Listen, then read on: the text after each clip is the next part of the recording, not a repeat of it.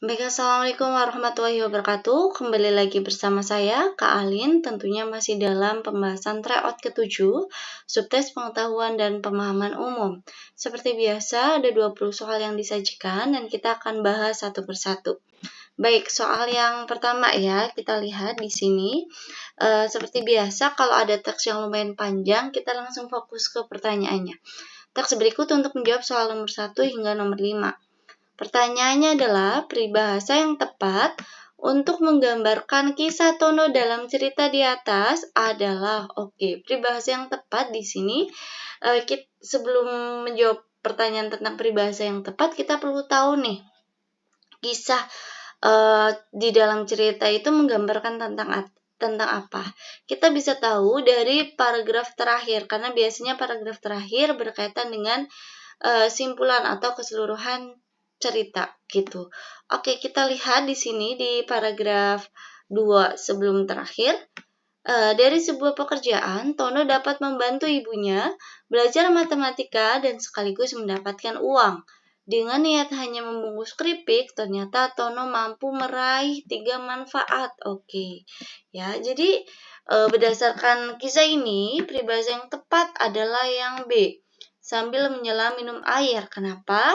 Kita semua tahu bahwasanya peribahasa sambil menyelam minum air adalah maknanya sambil kita melakukan sesuatu hal yang memang sudah menjadi tugas kita bisa menjalankan tugas-tugas yang lain atau bisa melakukan hal yang lain. Seperti halnya yang kita lakukan nih, selain dia bisa membantu ibunya yang menjadi tugas atau kewajiban awal dia juga ternyata bisa melakukan hal lain, yaitu belajar matematika dan bisa mendapatkan uang saku tambahan gitu. Jadi opsi yang tepat adalah yang B. Lanjut soal nomor 2. Pertanyaan yang jawabannya tidak ada di dalam paragraf di atas adalah yaitu yang D nih, opsi yang tepat. Kenapa? Kita coba baca. Berapa upah yang diberikan oleh Ibu Ani kepada Tono sebagai bentuk terima kasih karena sudah membantunya? Di paragraf terakhir dijelaskan bahwasanya Tono diberi uang saku tambahan oleh Ibu Ani yang tidak lain adalah ibunya sendiri. Tapi di sini tidak dijelaskan berapa sih nominal uang yang diberikan, apakah 50.000, 100.000, itu tidak dijelaskan secara spesifik. Jadi, pertanyaan pada opsi D ini tidak bisa dijawab atau tidak ada jawabannya di dalam paragraf. Gitu. Soal nomor 2 jawabannya yang tepat adalah yang D. Lanjut soal nomor 3. Permasalahan yang dibicarakan dalam bacaan di atas adalah kita lihat bahwasanya permasalahan utama di dalam cerita tersebut ada pada paragraf pertama, yaitu di sini di kalimat ketiga ya. Bu Ani kebingungan mencari pekerja yang lain. Kenapa? Karena pekerja yang lama itu jatuh sakit. Jadi opsi yang tepat adalah yang D. Sang ibu kebingungan mencari pekerja untuk membungkus keripik pisang miliknya. Ini menjadi masalah utama sebelum nantinya Tono memberikan solusi dengan mengusulkan dirinya saja yang membantu Bu Ani atau membantu ibunya. Oke, soal nomor 3, jawaban yang tepat adalah opsi jawaban yang D. Kita lanjut soal nomor 4. Bagaimana sifat Tono yang tercermin di dalam cerita di atas? Di sini dijelaskan bahwasanya Tono bersedia mengusulkan dirinya untuk membantu sang ibu membungkus keripik pisang ke dalam plastik gitu.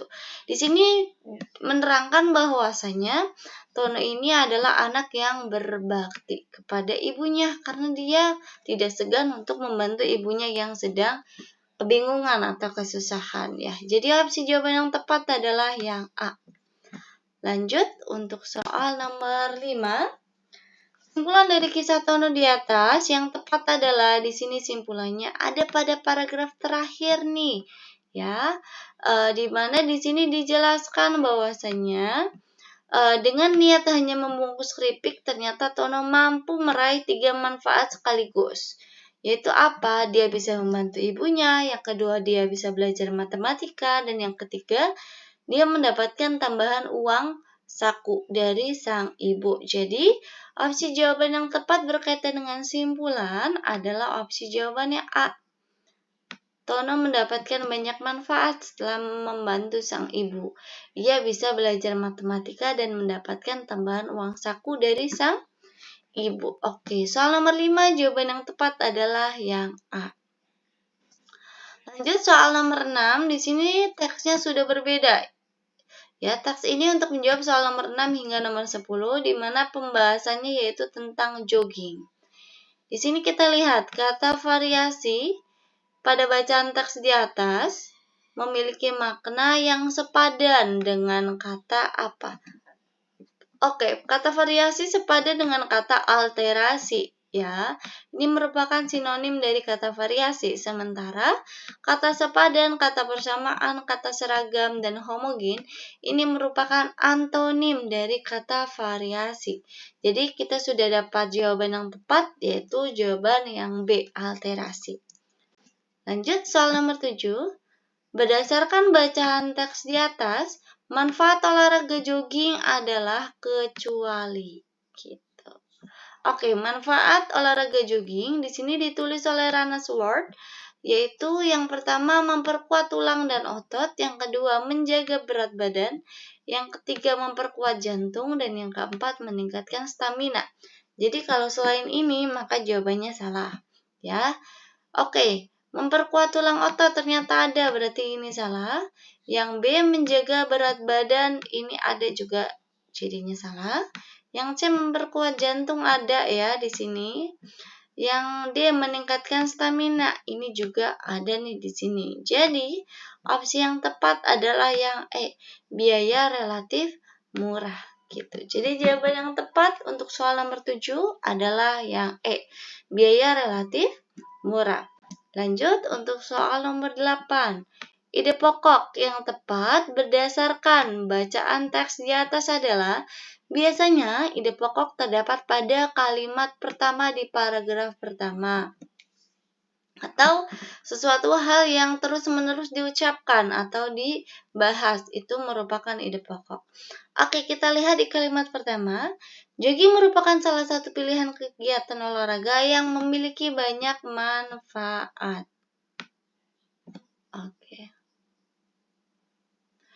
Oke, memiliki banyak manfaat di sini. Jadi opsi jawaban yang tepat adalah yang A. Jogging merupakan salah satu pilihan olahraga yang memiliki banyak manfaat. Oke, nomor 8 jawaban yang tepat adalah yang A. Lanjut soal nomor 9 nih. Berikut ini pernyataan yang tidak mendukung isi di dalam paragraf di atas adalah pernyataan yang D. Dibutuhkan beberapa perlengkapan dengan biaya fantastis untuk melakukan olahraga jogging. Ini jawabannya tepat. Kenapa? Karena di dalam teks di sini diterangkan terutama di kalimat kedua. Selain itu jogging juga sangat mudah dilakukan dan tidak membutuhkan biaya mahal. Sementara di opsi D justru ditulis bahwasanya jogging membutuhkan biaya fantastis atau mahal. Jadi ini merupakan pernyataan yang bertolak belakang dengan isi di dalam paragraf gitu. Jadi soal nomor 9, jawaban yang tepat adalah yang D. Lanjut soal nomor 10. Pertanyaan yang jawabannya terdapat di dalam teks adalah kecuali. Oke, berarti yang tidak ada di dalam teks ya. Oke, jawaban yang tepat adalah yang C nih. Apa saja peralatan yang dibutuhkan oleh seseorang yang akan melakukan olahraga jogging? Ini merupakan pertanyaan yang jawabannya tidak ada di dalam teks karena di dalam teks hanya menjelaskan bahwasanya jogging sangat mudah dilakukan dan tidak membutuhkan biaya mahal, tapi tidak diterangkan peralatannya apa nih untuk melakukan olahraga jogging. Jadi, secara tidak langsung pertanyaan di opsi C ini jawabannya tidak ada di dalam bacaan. Gitu. Oke, lanjut soal nomor 11 dengan teks yang sudah berbeda. Di sini membahas mengenai KPUD. Ya, pertanyaannya adalah pernyataan berikut ini sesuai dengan isi bacaan kecuali. Oke, jawaban yang tepat adalah yang mana, coba kita lihat ya. Nomor 11, jawaban yang tepat adalah yang D. kurang profesional KPUD yang berdampak pada proses pilkada. Di sini tidak dibahas di dalam teks karena di dalam teks hanya menjelaskan mengenai masalah-masalah utama yang mengganggu mekanisme kinerja dari KPUD gitu ya. Sedangkan di sini tidak dijelaskan mengenai kekurang profesionalan dari KPUD ya gitu. Jadi opsi jawaban nomor 11 yang tepat adalah opsi jawaban yang D. Lanjut soal nomor 12. Ide pokok paragraf di atas yang tepat adalah oke. Di sini menjelaskan mengenai masalah-masalah yang dihadapi oleh KPUD ya, yaitu ada 3. Masalah pertama ada pada kalimat ketiga, masalah kedua ada pada kalimat keempat, dan masalah ketiga ada pada kalimat kelima. Jadi sudah kita ambil nih ide pokok yang tepat berkaitan dengan C. Masalah-masalah yang dihadapi oleh KPUD. Gitu, yaitu ada 3. Oke, kita sudah dapat jawaban yang tepat untuk soal nomor 12, yaitu opsi jawaban C. Lanjut soal nomor 13. Dalam bacaan di atas terdapat kalimat yang menggunakan tanda baca koma secara tidak tepat, yakni ada pada kalimat keberapa? Ada pada kalimat kelima, ya, yaitu ada pada tanda koma ini. Masalah ketiga adalah tidak profesionalnya KPUD berdampak pada proses pilkada setelah calon-calon tersebut terpilih. Tanda baca koma ini tidak perlu ada. Ya, jadi dihilangkan saja karena dalam kalimat kelima ini satu rangkaian, satu gerbong. Jadi tidak perlu dipisahkan dengan adanya tanda baca koma. Jadi untuk soal nomor 13, jawaban yang tepat adalah opsi jawaban D. Baik, lanjut soal nomor 14. Kalimat nomor 6 pada teks tersebut akan menjadi kalimat baku jika diperbaiki sebagai berikut, kecuali. Ya, kecuali opsi jawaban yang nih, yaitu selain itu KPUD dalam supervisi tidak bisa diperoleh hasil yang optimal karena masalah internal KPU di pusat berkaitan dengan kasus korupsi. Ini jawaban yang tepat karena apa? Karena di sini tidak ada subjeknya, ya. Sedangkan kita semua tahu bahwasanya kalau kalimat tidak ada subjek maka kalimat tersebut tidak efektif. Lalu ada kata diperoleh di sini. Kata diperoleh di sini itu tidak tepat. Kenapa? Karena seharusnya itu bukan diperoleh, melainkan memperoleh, ya. Ini baru tepat. Jadi opsi jawaban yang tepat untuk soal nomor 14 adalah yang E. Lanjut soal nomor 15. Dalam bacaan di atas, terdapat bentukan kata yang tidak sesuai dengan konteks kalimatnya, yakni pada opsi A nih, keterpercayaan pada kalimat pertama. Kenapa ini tidak tepat? Karena seharusnya bukan keterpercayaan, tapi kepercayaan. Ini akan menjadi lebih efektif, ya. Gitu. Jadi opsi jawaban yang tepat untuk soal nomor 15 adalah opsi jawaban A, yaitu kata keterpercayaan pada kalimat 1 yang seharusnya diganti menjadi kepercayaan. Lanjut soal nomor 16. Pertanyaannya adalah kata mekanisme pada kalimat kedua nih dalam bacaan di atas memiliki arti. Oke, berdasarkan KBBI atau Kamus Besar Bahasa Indonesia, mekanisme bermakna cara kerja organisasi. Jadi kita sudah dapat nih jawaban yang tepat adalah opsi jawaban yang B, cara kerja organisasi. Baik, lanjut soal nomor 17 dengan teks yang sudah berbeda ya. Di sini membahas mengenai puncak musim hujan. Ini untuk menjawab soal nomor 17 hingga nomor 20 ya. Pertanyaannya adalah informasi yang memuat fakta yang terdapat dalam bacaan tersebut adalah, kita tahu bahwasanya salah satu ciri fakta adalah terdapat data yang berupa angka, itu salah satu cirinya. Jadi kita bisa langsung ketemu nih jawaban yang tepat berdasarkan opsi jawaban A hingga E. Yang ada angkanya ada di mana? Yaitu ada pada opsi jawaban pada opsi jawaban C. Mana? Ya, Kuswanto menyebut Dasarian 2 Desember 2023 sebanyak 52% wilayah Indonesia telah masuk musim penghujan. Ya, di sini ada data berupa angka yaitu 52%. Jadi di sini kita sudah dapat bahwasanya kalimat pada opsi jawaban C ini memuat fakta. Lanjut soal nomor 18 ya. Kata imbauan yang terdapat di dalam teks di atas adalah yang C. Masyarakat diminta, itu ada pada paragraf terakhir ya. Masyarakat diminta untuk menghindari zona rawan bencana hidrometeorologi seperti banjir, longsor, dan banjir bandang pada saat dan beberapa saat setelah hujan. Ini merupakan bentuk kalimat imbauan dengan ciri ada kata diminta di sini ya. Ini merupakan salah satu ciri dari bentuk kalimat imbauan. Jadi kita sudah dapat jawaban yang tepat yaitu opsi jawaban yang C.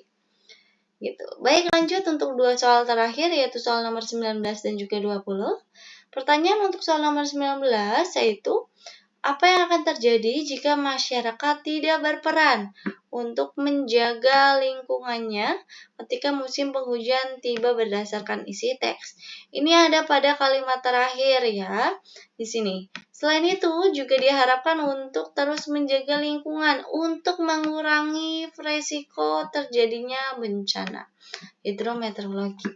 Cara tidak langsung kalau kita menjaga atau kalau masyarakat menjaga lingkungan dengan baik, maka itu bisa mengurangi resiko terjadinya bencana hidrometeorologi seperti banjir, lalu longsor, dan lain sebagainya.